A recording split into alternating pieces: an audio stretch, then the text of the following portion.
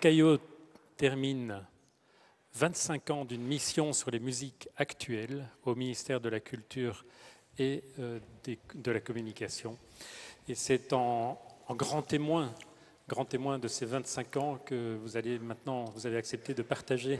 votre vision sur cette question des musiques actuelles et plus largement des spectacles vivants. Vous êtes également très proche des acteurs et vous avez cette double dimension, à la fois proche des décideurs, proche des acteurs. Nous vous écoutons, André. Merci. Merci beaucoup, merci pour votre accueil. Je vais tenter effectivement d'être bref parce que je pense que la matinée a déjà été longue et il nous faut ouvrir le débat. J'ai bien le sentiment en étant ici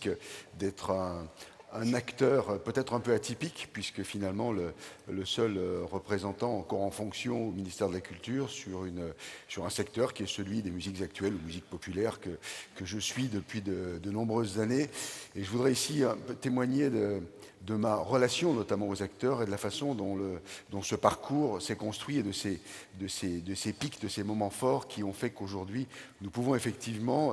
amorcer ou commencer à penser une politique publique pour un secteur qui relève, comme vous le savez, aussi bien du secteur public, mais majoritairement du marché, lorsqu'on le regarde effectivement dans sa partie émergée. Lorsque je suis arrivé au ministère, donc en 1991, tous les grands outils nationaux avaient été créés sous l'époque Fleuret, l'époque Lang, qu'on a rappelé tout à l'heure, que ce soit la loi Lang sur les droits voisins, dont il faut effectivement rendre hommage à son créateur dans les années 85, que ce soit pour la formation, le studio des variétés, que ce soit pour ce système de taxe parafiscale qui était le fonds de soutien aux variétés, qui est devenu le Centre national des variétés, j'y reviendrai tout à l'heure. Nous avons effectivement créé à cette époque-là un orchestre national de jazz. Tous mes prédécesseurs avaient déjà mis en place un certain nombre d'outils. Et se mettait alors en jeu la création d'un réseau de diffusion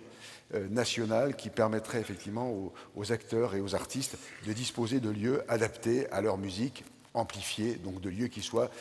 clairement orientés dans cette dimension-là, qui soient clairement faits pour ceux-ci.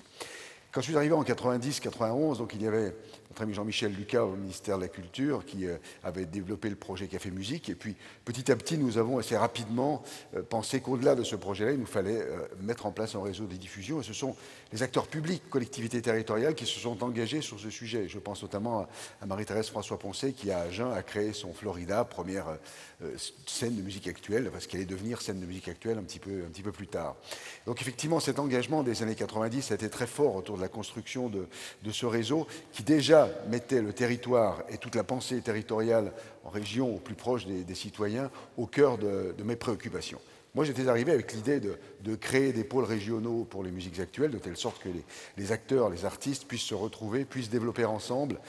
des projets, puissent avoir les outils nécessaires pour leur développement. Ceci s'est mis en place petit à petit, et finalement, lorsque, en 98, un des moments clés, un des premiers moments clés, Mme Trottmann a mis en place sa commission nationale pour les musiques actuelles, nous avions déjà les ingrédients, mais il nous manquait quand même une partie importante qui était celle du rééquilibrage financier qui a pu commencer à être amorcé à ce moment-là, puisque les grands acteurs de ce moment, enfin le président Alex Duthil ou Didier Varro et d'autres évidemment qui ont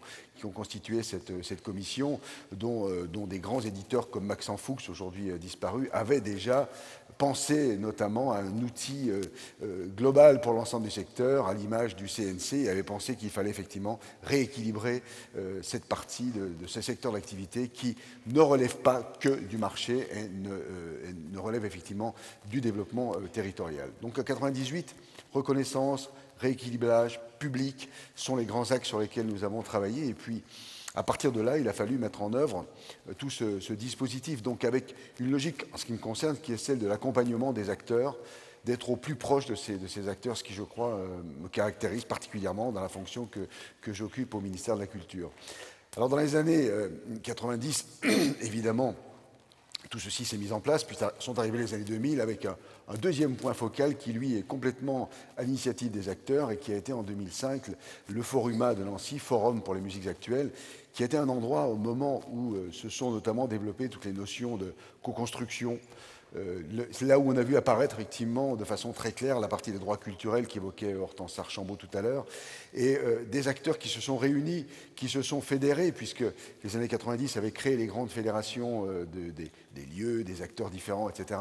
Quand ils se sont réunis, c'est pour effectivement développer cette logique de travail, de co-construction avec les collectivités publiques, de telle sorte que l'on puisse avoir sur chaque territoire des outils adaptés au développement de ces artistes.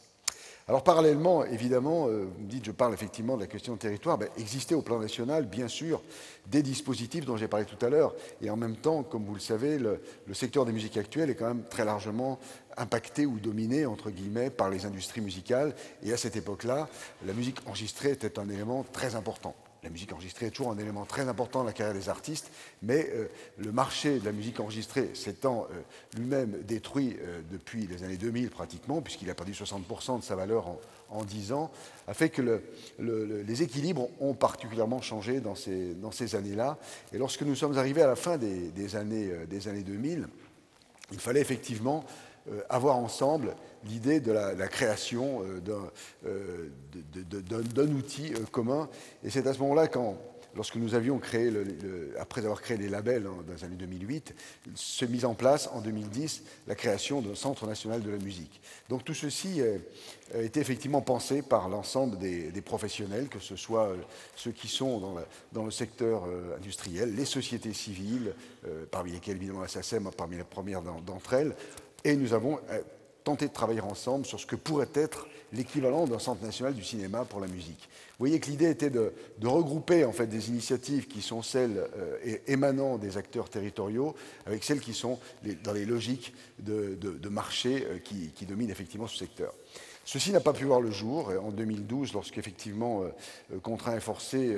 le ministre Aurélie Filippetti a annoncé que nous ne ferions pas ce Centre national de la musique. Nous avons continué de travailler ensemble pour pouvoir effectivement avoir une vision d'ensemble qui nous permette de penser des dispositifs qui soient au service de l'ensemble de la profession.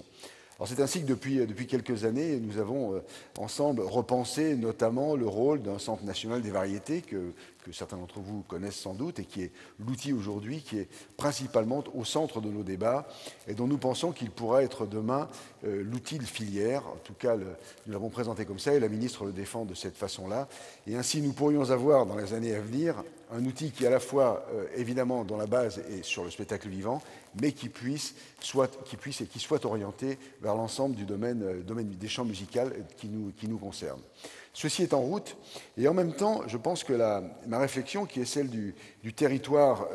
au national, fait qu'aujourd'hui, par exemple, le Centre national des variétés travaille sur des conventions avec des régions. Je pense à la région Aquitaine, qui depuis longtemps a mis en place des dispositifs de ce type-là. Donc maintenant, avec la grande région, les choses vont se repenser différemment, mais dans la continuité sans doute. Et je pense qu'aujourd'hui, nous avons, avec ce type d'outils, la possibilité de joindre à la fois des logiques territoriales qui se sont développées et qui font que des acteurs, essentiellement pour beaucoup relevant de l'économie sociale et solidaire, se sont effectivement engagés et continuent de développer leur territoire et leurs pratiques, et les pratiques artistiques, et l'accompagnement des artistes, puisque c'est des enjeux qui sont fondamentaux aujourd'hui. Et en même temps, avec des outils de ce type-là, je pense que nous pouvons tenter de faire se rejoindre des logiques qui aujourd'hui ne sont pas forcément si évidemment proches les unes des autres. Je pense notamment à ce que nous vivons aujourd'hui, on en a parlé suffisamment tout à l'heure évidemment, dans le cadre de la globalisation, dans le cadre de la mondialisation, effectivement, vous voyez qu'aujourd'hui, la problématique de l'hyperconcentration des entreprises est quelque chose qui nous impacte évidemment, y compris dans le domaine du spectacle vivant. Aujourd'hui, par exemple, les chiffres que nous avons nous montrent que 5% des entreprises de spectacle, aujourd'hui, produisent 56% du chiffre d'affaires de la taxe sur les spectacles notamment. Donc à partir de là, nous constatant cette hyperconcentration, nous pensons qu'il est nécessaire de créer des liens et de faire en sorte que ces logiques nationales rejoignent effectivement les logiques territoriales dont je parlais tout à l'heure. C'est pour moi en tout cas un des enjeux fondamentaux. Je sais que beaucoup d'acteurs en parleront aujourd'hui. Je crois qu'il y a des conférences qui sont consacrées à ce sujet-là, je viens de le découvrir. En même temps, je pense que si nous voulons réussir à ne pas distendre effectivement ces logiques à la fois